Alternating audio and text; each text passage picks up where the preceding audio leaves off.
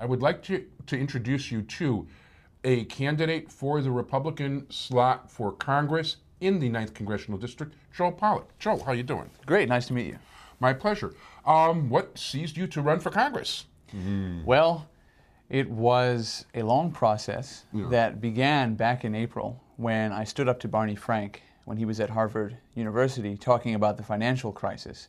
And after I challenged him and asked him to own up to his responsibility in the financial crisis, I had a number of phone calls and emails and messages from people back home saying, hey, you live in Skokie, we'd like you to step up and challenge for that 9th congressional seat. Now, I actually haven't seen the video. I've certainly heard about it, and I will tell anybody who wants to listen that Barney Frank is one of the biggest arguments against seniority in Congress, not to mention a total shonda on many levels. The guy is like, I want to stick my finger down my throat every time I listen to him. But you know what? I saw it. Now, the first time I read about you was in the Jewish Star, and you made quite a splash at the Jan Schakowsky thing.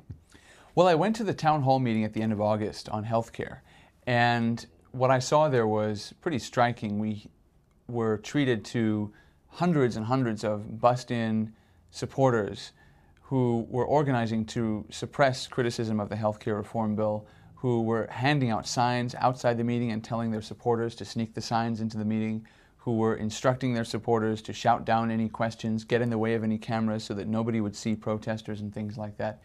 And I was so struck by the deliberate attempt to stifle dissent inside the district that was what really clinched it for me and made me decide to run for Congress. I have found increasingly, and I found this in Evanston with the Democratic Party of Evanston these days, that the progressive side of life, unfortunately, it used to be that we used to think that the conservatives were stifling things. These days, it's like the freedom to talk plainly. A lot of the progressive side of life is really, this is not an uncommon occurrence. You know, I used to be very left-wing when I was in college, and even then I had trouble with the word progressive. The word progressive reemerged in the 1990s because people were uncomfortable with the word liberal after Dukakis lost in 1988. And I don't think the word progressive is necessarily appropriate because many of the ideas that are being put forward today under the label of progressivism are actually quite old and retrograde. We've tried these things before, or we've seen them fail in other parts of the world. Big government, higher taxes, and so on. They don't work, they don't generate jobs, and they don't help America get out of the situation it's in right now. Well, actually, I think they not only liberal applies, you could go to socialism, and in some ways, Jonah Goldberg, who's one of my favorite columnists, wrote a book about fascism along those lines. And even within the community groups around here, from those types of people, I'm actually call them creative fascists because they kind of make it up as they go, and they've decided that they know better than everybody else, and they're going to dictate to all the rest of us. Now, you know what? That's my soapbox. You're the guy running, so shut up, Bobby. Everybody listen to Joe and hear what he wants to be for. So tell us some of the things you're for, stand-wise and all that. Well, the most important issue, I think, for our district, as for many other districts, is jobs. And we need to get our economy working again, and the way to do that, first of all, is to lower the tax burden on individuals and businesses, to make it easier for small businesses to open and to stay open. And what we have to do is stop passing laws that make it harder for businesses to stay open. We just drive through the streets of our neighborhood today and see storefronts that were busy and bustling just a couple of years ago, now empty and shuttered. And nothing that this government is doing, nothing that this Congress is doing is going to solve that. We've seen $787 billion wasted on jobs that did not exist, spent in congressional districts that don't exist.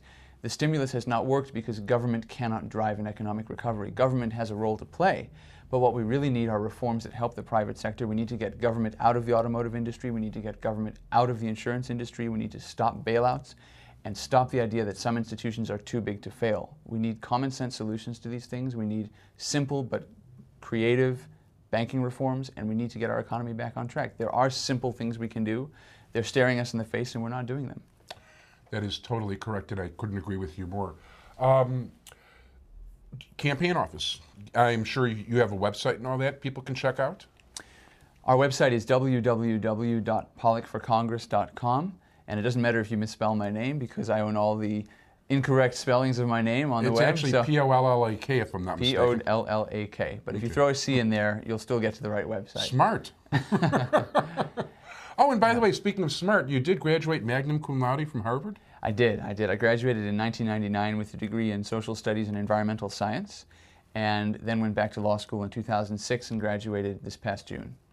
And then we haven't even gotten to, you want to tell us a little bit about you got to check his website and his resume. It's pretty amazing stuff. Tell us a little bit, you got a minute or less, some of the stuff you've done.